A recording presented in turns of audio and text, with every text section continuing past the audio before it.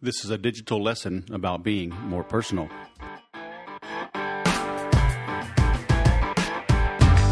Hello, my friends, and welcome to the 179th episode of the Sales Podcast. I'm Wes Schaefer, the Sales Whisperer, your host, and today we have a returning guest, Mr. Jon Ferrara. This is a cool dude. He invented Goldmine back in the day, the old CRM, and now he's up to something new. I mentioned it before, but I love seeing what he's up to. His new platform, Nimble, is super cool. I've got a link inside of the show notes at thesaleswhisperer.com/session179, where you can get a free trial there. But Jon is just a solid dude. I got to meet him back in October of 2015. And walk around Malibu in a very cool location. But this guy has great insight on what it takes to grow a business. He did it before. He's doing it again.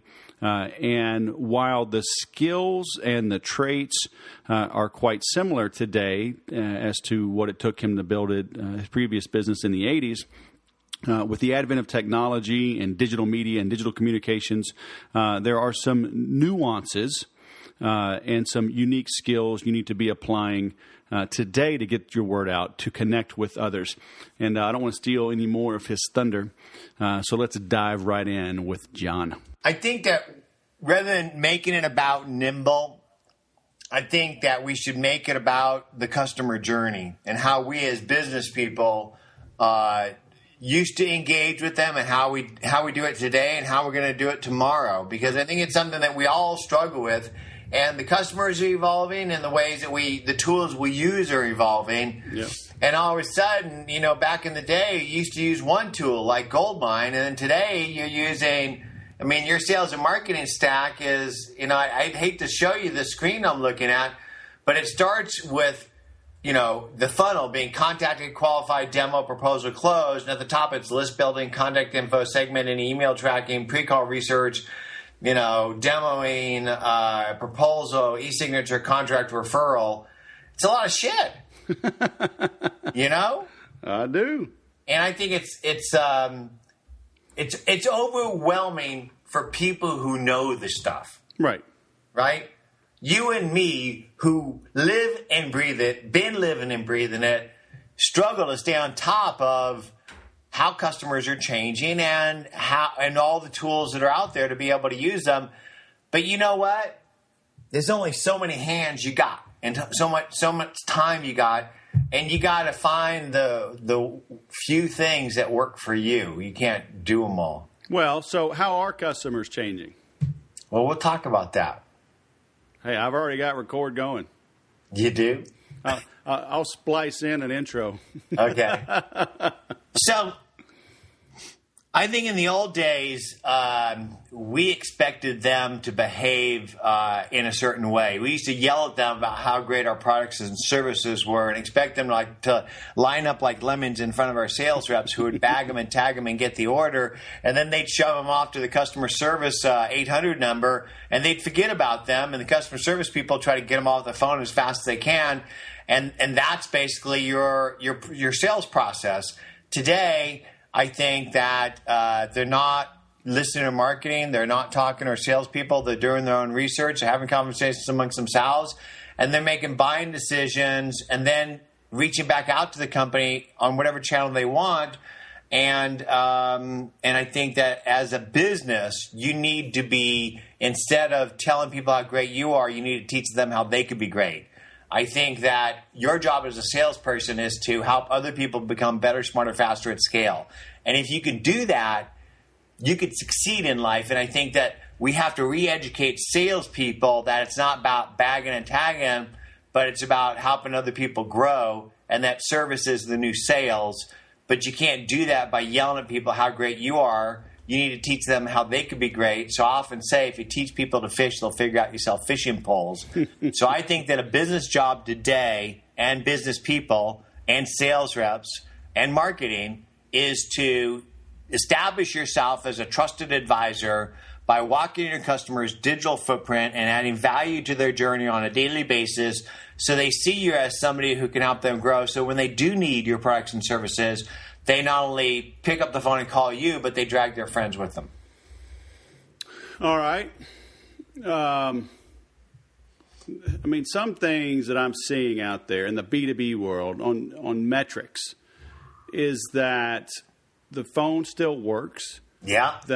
And you know what? You should have one on your desk because it sounds a lot better on copper than it does on these tinny little things. and they could hear you and you could hear them better. Right. So I think that the whole reason why I have a microphone on my desk is because it makes me sound better. You do sound better when you get up close like that. I know. and the whole reason why I have a Sennheiser headset and microphone is that I could hear you better and you can hear me better. And isn't that the whole purpose of business, is to earn the intimacy and trust of another human being so that you have an opportunity to understand who they are, what their business is about, and how you might help them grow.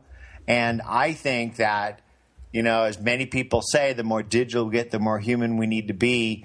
If you can identify people that matter, reach out and build a relevant, authentic relationship, stay top of mind, and do it in a personal, human way, you can kick it in business. But, Wes, I'm going to ask you, is anything I just said new? Yeah. And for some sleazy, cheesy, dirtball, polyester wearing, gold necklace wearing, shirt unbuttoned, hair chests coming out of their shirt guys from the 80s that are still teaching that stuff. Because... But you know what? I'm going to argue. People still buy that stuff. I'm going to argue against that because the greats taught me, Zig Ziglar, Dale Carnegie, Napoleon Hill, Brian Tracy, Stephen Covey, and all those guys were pre-'80s. Many of them. I know, but there are still big name guys, and I will not mention any names, that are all about the close. They say, and I quote, spend 80% of your effort on the close because that's where the money is made, baby. No. I say, even if you have to recommend another product or service to your prospect, in the end, they will become your customer and their friends will become your customer if you can help them. And so I think... I agree. So for one thing, I think that social media is increasing the transparency and the expectations of people to people, of prospects to sales and companies, and from employees to employers. And so I think that's a good thing, Wes, because so it's changing the perception of how people buy, how people sell, and the word sales. You know, Wes, I did not want to get into sales when I was a young man. So I grew up on my father's car lot, and I watched him sell cars. And my uncle was an entrepreneur in aerospace, and he helped invent microwave and radar, and he was president of IEEE, and he was the one I wanted to be like. I never wanted to be in sales. I thought sales was a 4-letter word. And so I went and studied computer science and math, but because I couldn't pay my way through... Sale is a 4-letter word. I'm just saying. Didn't I say sales is a 4-letter word? Maybe. Okay. I got you. Don't get all technical on me. Sorry. I'm a math computer science guy. Got a lot of logic in there. So I couldn't afford college. I had to work my way through college, and I got a job at a computer store, and it turned out I was pretty damn good at sales. So back in college in 1984, I was making $70,000 a year working part-time, living at home, going to university. That was serious money back then, I'm just going to tell you. And you know why? Computers were 55% margin and nobody had one. So I sold the first wave of microcomputers to all the corporations in the San Fernando Valley. Wow. But the thing is that sales, I think, is going through a renaissance. I think we're going through a renaissance in relationships. I think that we're going through a renaissance in sales where people are really beginning to understand the value of helping other people and the return on relationship that you can get from that. Yeah. I agree. It's just sales still has a bad name. Marketing has a bad name. And I think it will forever because it's just been beat into our psyche. Yeah. So, I mean, I think tools like this just make the good better, right? It makes the honest more visible, to where I think now the good guys don't have to finish last. But it's still they got to learn how to use the tools. Like you were talking about, all that as you opened up with all of the list of qualifying, pre-qualifying, hot leads, negotiation, blah, blah, blah. I mean, you're right. I mean, that's a lot of steps. So let's talk about the customer journey for a second. And Sure. before I do that, I want to preface something. Even though I talk about serving other people, helping other people grow, the more people you can help grow, the more you'll grow. Wes, I'm about business, right? You gotta make money. We got to make money, right? We got to put a roof over our head, and we have to do that efficiently. And so, hey, speaking of which, did you fix that roof from that big rain? I did. All right. I did. Thanks for remembering. California rains. So we need a process to our purpose. I often tell people, if you want to be successful, you need to figure out what your 3 Ps are. Figure out what your passion is, build a plan to make it happen, and make your purpose on a daily basis. So you need structure in your life.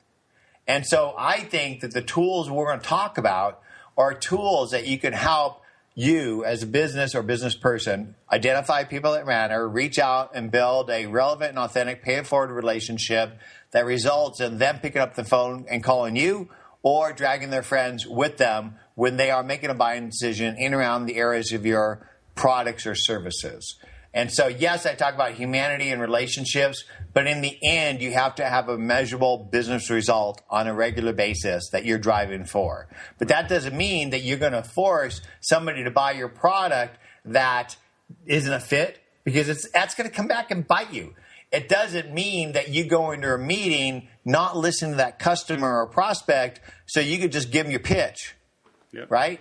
Because ultimately, if you listen to somebody, they're going to love you. They're going to tell you how you can help them. And if you do that, you will be successful in business. So even though I talk about humanity, Wes, I'm all about business, baby. Hey, I always tell people the love of money, or money is not the root of all evil, right? It's the love of money. Yeah. But in my training, again, I'll do this live, and I'm like, I'll write it on the board. I'm like, money is the root of what? And they'll say, all evil. I'm like, show me that in the Bible.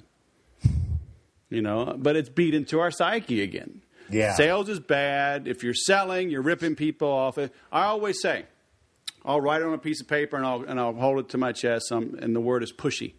Mm-hmm. All right. I'm like, when I say sales or salesperson, what word comes to mind? Mm-hmm. 1 out of 20 will say kind and giving and serving. Everyone else is like pushy, cheesy, salesman, used car salesman. I'm like pushy. It always comes out. So it's in our psyche.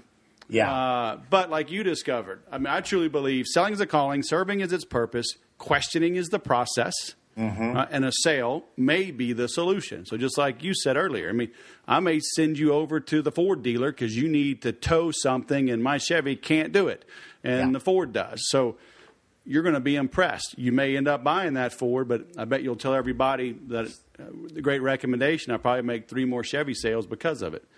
And do you know where the whole idea of marketing and sales got its bad name? Nope.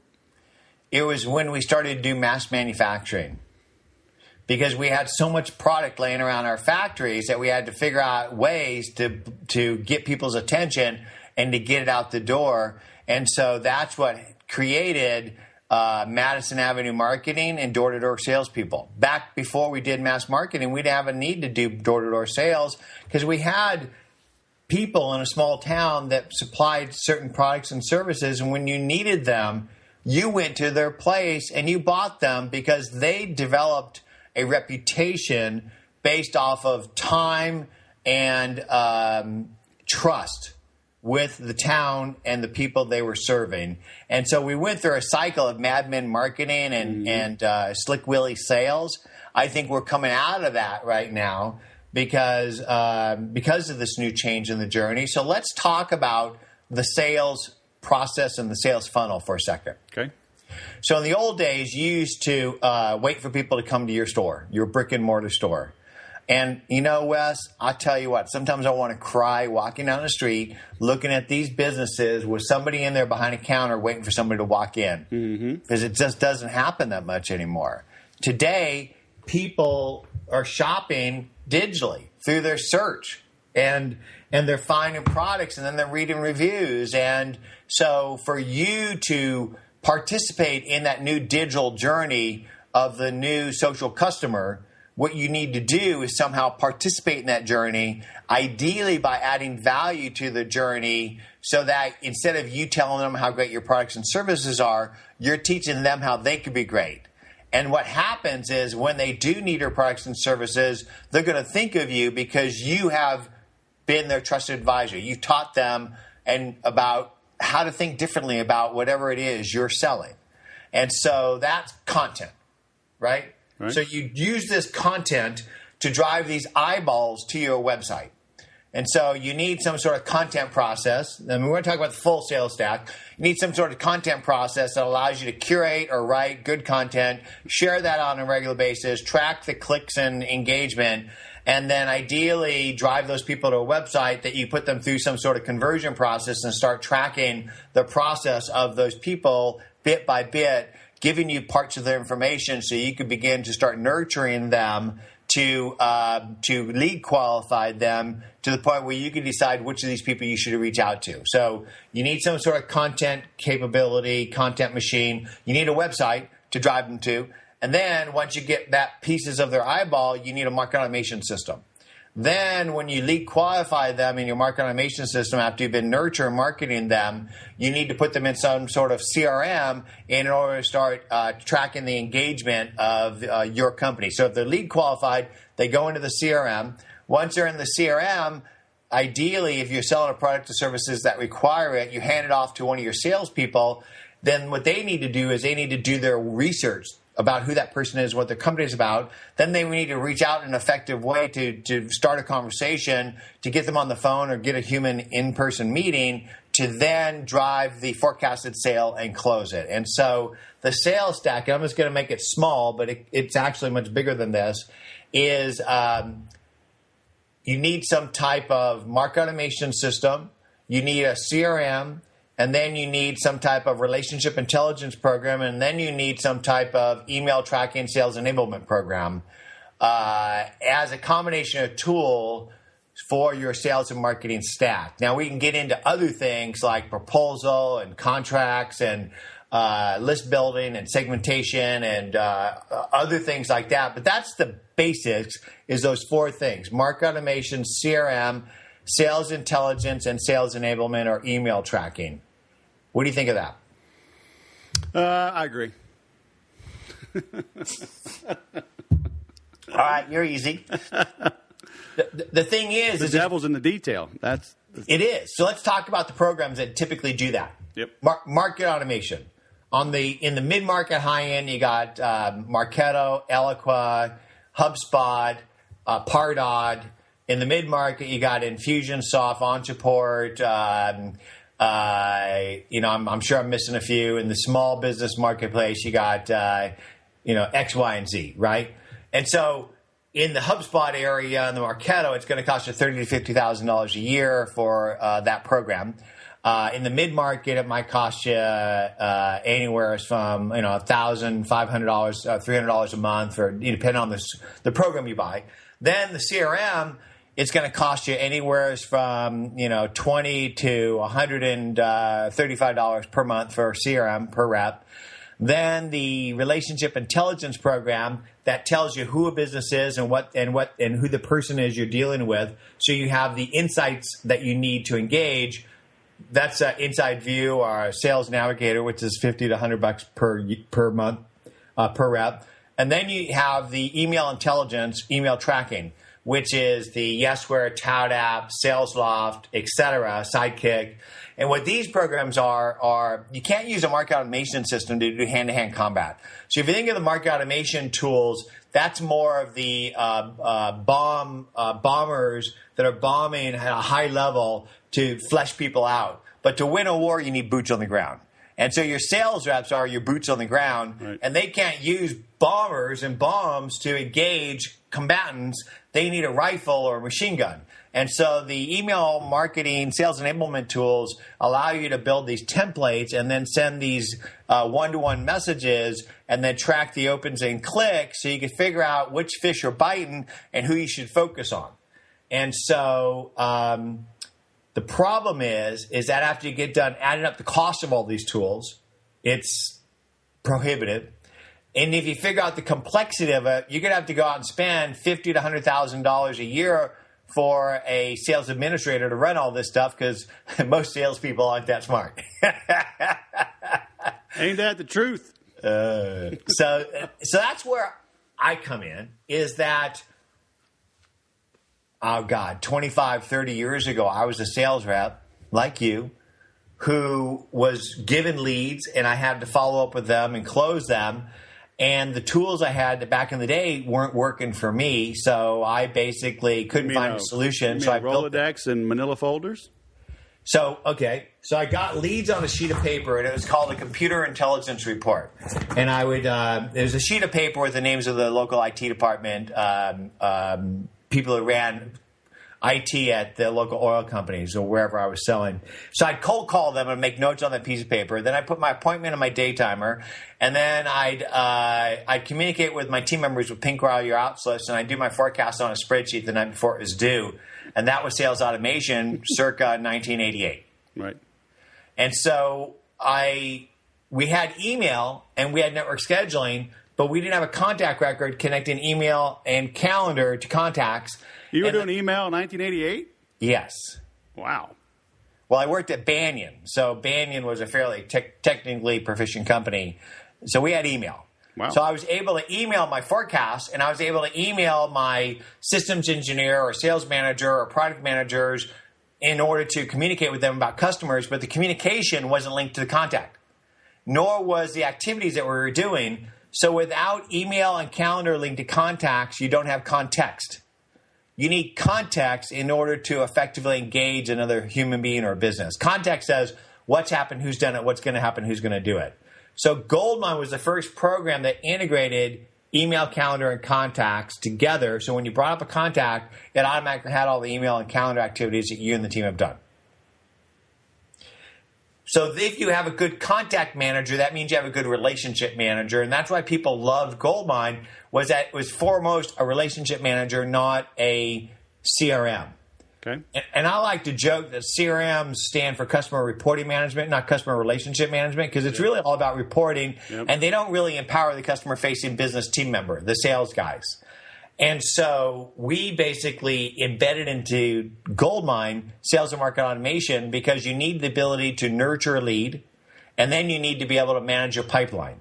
Yep. And so today, I see the market going back to what we built with Goldmine, which is a blend of relationship management and sales and market automation. And you really need all that together. That's why we still live in Outlook Address Book or Google Contacts, because that's where our relationships are. Right. The contacts, the activities, and the communications that we're having. And then we go to the CRM to log notes, tasks, and forecasts. And so that's the reason CRMs fail, is that you have to work for them by logging who you worked with and what you did and what you're going to do in your forecast instead of it building itself. And then you have to go to it to use it. Right. And so what my vision of reimagining relationship management is, build a platform that works for you by building itself from the contact calendar and communication that you already have around your business, layer on the social data about who those people are, and then build marketing automation on top of that, so you have a cohesive customer lifecycle platform that integrates social, sales, and marketing. So the platform builds itself. Is there a fear of it running away from you, getting out of hand? I mean, collecting too much info that even you can't develop that human touch because it's too busy building these automated relationships? Well, the thing is you define what gets automated. Mm-hmm. And ultimately, today, you're already doing this work. So before you meet with somebody new, if you don't have Nimble to nimble them, you Google them. Don't you do that? I do. Okay. And then when you Google somebody, do you go type in who they are and what their business is about into a database? I will, if it's a good lead. Okay. But that's a lot of work, isn't it? Sure. Okay. And let's say you did type that information in. How long before that data decays like fish? Oh, man. Some of it can stick around, but yeah, a lot of it goes away. So the biggest problem with the CRM is bad data and lack of use. Yeah. Now, imagine if the CRM automatically linked the email and calendar and social activities that you and the team are doing with that person, mapped their identity for them and their company, and brought the data down and kept it up to date on a daily basis. It's not going to run away from you. It's just going to keep it up to date so you can do the human thing. Spend 5 minutes before you get on a call with anybody to understand the history of the relationship, what's going on in their world and their business, and figure out how you might help them become better, smarter, faster. The automation comes in this way.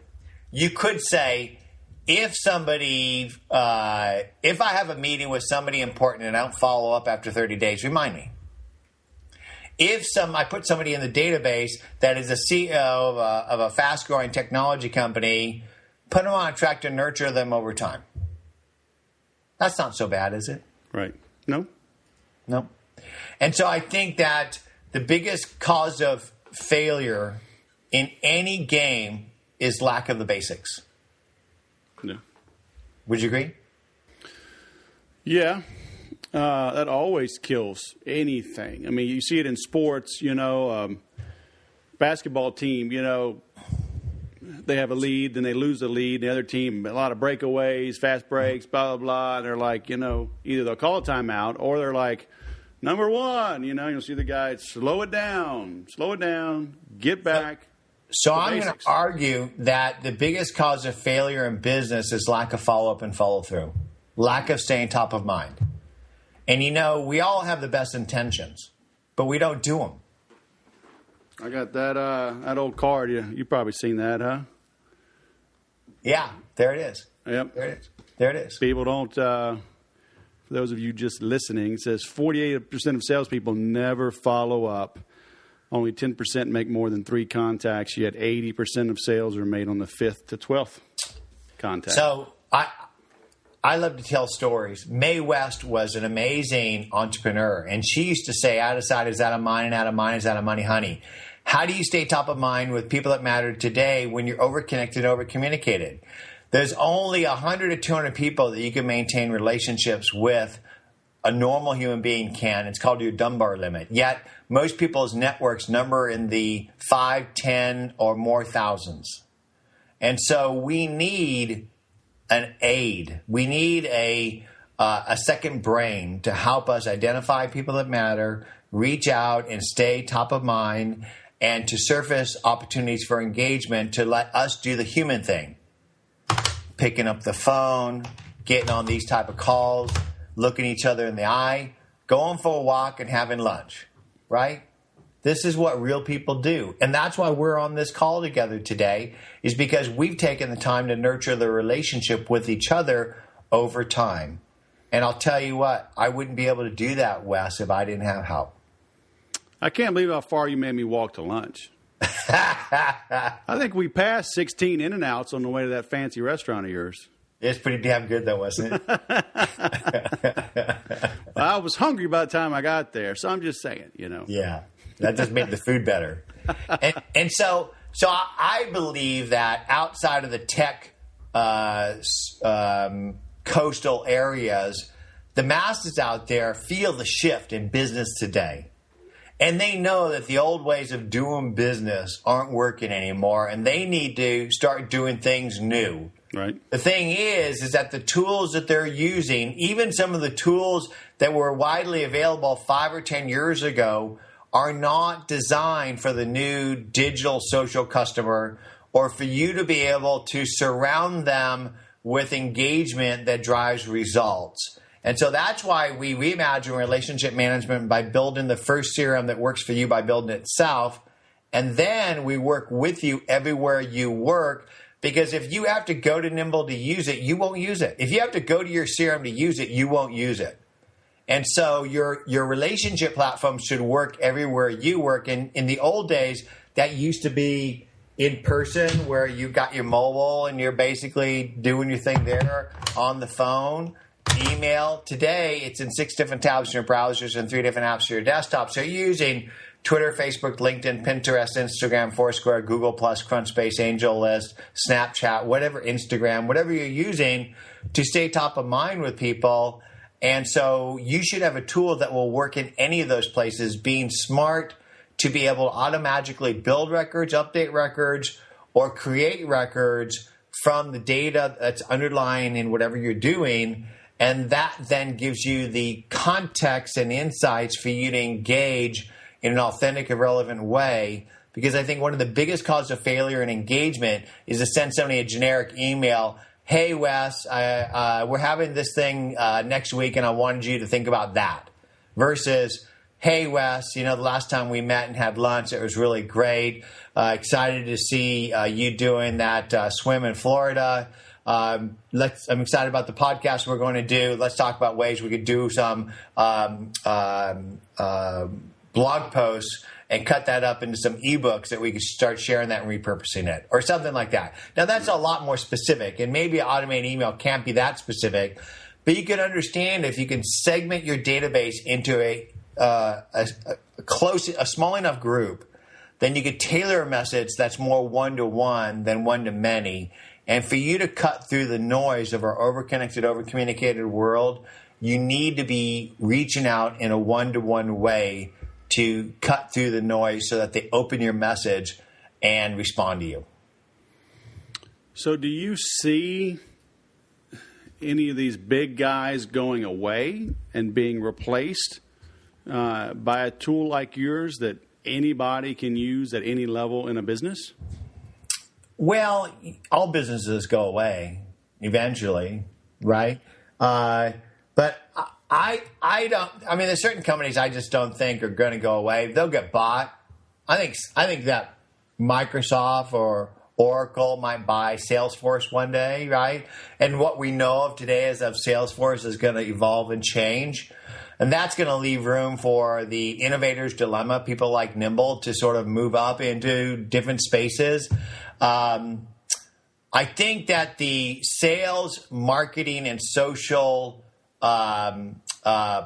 platforms are merging and combining with sales enablement and relationship intelligence to create a cohesive, singular platform that powers business people. Because I think that I think that the days where there was a sales platform, a social platform, a marketing platform in a company, I think for really, really big companies that'll still happen. But I think that for smaller companies, they want a simpler, smarter, more complete tool that they don't have to tune to work together or pay for all these different pieces. Oh, hey, can you hear me? Yeah, that is back. Oh, all right. Man, I'm sitting there talking. Yeah, you're going. I'm going. My dog was barking, so I hit mute for a second. Oh, okay. So where do you see this going? I mean, how does somebody decide, right? How do they know where to start? Because like I had a demo just before this call, mm-hmm. and this company does 100 trade shows a year. 8 people do these different trade shows. 6 people internal processing orders, but everything is done by hand. Mm-hmm. They are writing orders, and at the end of the show, faxing them in with a cover sheet, and then they're manually entered into QuickBooks, and then the orders are placed. This is 2016. Yeah. And they're doing this. Yeah. How do people know even where to begin? Well, I think that's one of the beauties of Nimble is that it's so easy to implement. It's so affordable. You could literally just put it into a company and let people to start using it so you could learn from that process. I'm not saying that Nimble is going to fit every business out there in the world. It won't. Because there's certain people that want very rigorous sales and marketing reporting, and we don't do it. We're really more focused on the customer-facing business team members than on management reporting. And so if you want something that gives you the ability to keep your finger on the pulse of the business and your hand around the neck of the salespeople, then go buy a legacy CRM, and they do a really good job of that. But if you're looking for a tool that really powers your team to help them work together cohesively in order to build relationships that drive results in your business, I don't think there is another tool out there that does it like Nimble does. And so if I was a business person today deciding on a CRM, deciding on a relationship manager, deciding on a sales or market automation or social tool, and I had the choice to go out and buy a bunch of stuff like Salesforce, HubSpot, Hootsuite, what I miss? Sales, marketing, social. That's about good. I'd probably start with something simple and affordable like Nimble and learn what I really need. Right. I think most people don't really know what they really need. No. They just think they need to get a CRM, and they basically go get one, and they stick in their company, and they wonder why they don't get any results. I think as a business, ideally you're deciding what do you want to get out of a tool, what are you going to put into it to get it, and if you can decide the inputs and outputs to a box, it's easier to decide what box you want to get. But most people don't really have a clear idea of how they're going to use a CRM. They just know they need one because everybody else is doing it. Right. Yeah, and they go Google which CRM should I buy, and then Salesforce has the most money, so the ad pops up, and then they're retargeted forever. Then they go buy Salesforce, and after prepaying for it for a year, and realize it doesn't do what they need, and the support is extra, and blah blah blah. They're like, there's got to be a better way. So we can shortcut that. Yeah. Let's just talk about what a CRM is, because I think that's sort of a fuzzy thing for most people. So if you go back to before there was CRM, customer relationship management, SFA, Salesforce automation, market automation, there was, like I said, before Goldmine, there was email and network scheduling, but there wasn't a contact record that connected it. So Goldmine pioneered that whole idea of a relationship manager as something that integrates contact calendar and email. And so I think that the heart of your business should be a relationship manager, not a CRM, because CRMs are typically used for leads, but not customers. Customers are in the accounting system. And so typically in a company, you've got marketing, sales, accounting, and customer support software. And each program has a separate database and separate contacts in it. And so as customers proceed through the life cycle of your company, they're in all these different databases, yet your contacts are in Outlook, Address Book, or Google Contacts. That's your contact manager, yet many contact managers don't share a common contact record. So I don't know if you use Google Apps for your business. Do you use it? Yep. Okay. You may not even know this, Wes, but Google Apps doesn't have a common contact record. So everybody in your company has a separate Google Contacts database, and the email and calendars aren't connected to the contacts, which is kind of ridiculous. Because if you go to a contact record, you should have email and calendar linked to it, and everybody should have access to a common set of contacts. And so I think that's like one of the biggest problems is people don't even understand what they have is broken, and they don't really understand what a CRM truly is. It's a database. Right. It's a database that ideally you're putting market and qualified leads into, so you could then segment it and assign leads to sales reps who you could then track the activities they put into a lead and the results that you get out of it. But the thing is that sales reps hate your CRM because they have to go and do all that work of typing all that shit in, and they have to go to it to work for it. Imagine if your CRM worked for your sales reps by automatically gathering information about people and companies to give you insights, automatically linking the email and calendars that you've done, and then allowed you to use that data everywhere you're engaging with that person. That would be friggin' amazing. Right. And so I think that most of the CRMs in the marketplace today are like Salesforce. It's just a database that you have to beat people to type data in. And even if they did do it, which they will never do, I'll just tell you, it's a fact, Jack. People don't type data into databases. No. But even if they did do it, that data would decay so rapidly that the data would become useless. And if you don't have good data to segment in a sales or market automation system, it's hard to automate because you need good data to segment, and you need to segment in order to reach out in a one-to-one way. And if you're not reaching out in a one-to-one way, then your messages are going to go in the bit bucket. The bit bucket. I like that. That is true. Well, I'm glad I'm recording this because you talk so fast. I'm like, I got to go back and slow that down. Because that's good stuff. All right. Well, I'm going to be linking to Nimble. So people, you offer a free trial, right? Yeah. So if you go to nimble.com, you can get a 2-week trial. And Nimble today is only $15 per user per month. It's extremely affordable. We now have the ability to segment contacts and be able to send them messages that are trackable. So you could do that email tracking and sales enablement stuff. And my recommendation to any business person is to just go try something because you're going to learn. You know, Wes, did you ever date before you got married? I did. Yeah. Did you learn anything from dating? Don't tell my kids. They did not know that. But did you learn anything about yourself or the type of person that you might want to spend the rest of your life with? I do. Go date some CRMs, business people listen to this thing. Figure out what your needs are.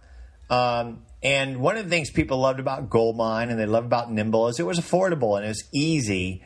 And the other thing to remember about a CRM is CRMs shouldn't be just about prospects and customers, and they shouldn't just be for sales and marketing. You should have a relationship platform that transcends and crosses all departments in your company so everybody's on one page. And so go to nimble.com, sign up for a trial, watch our videos. I give a webinar every Wednesday at 10 a.m. Pacific time.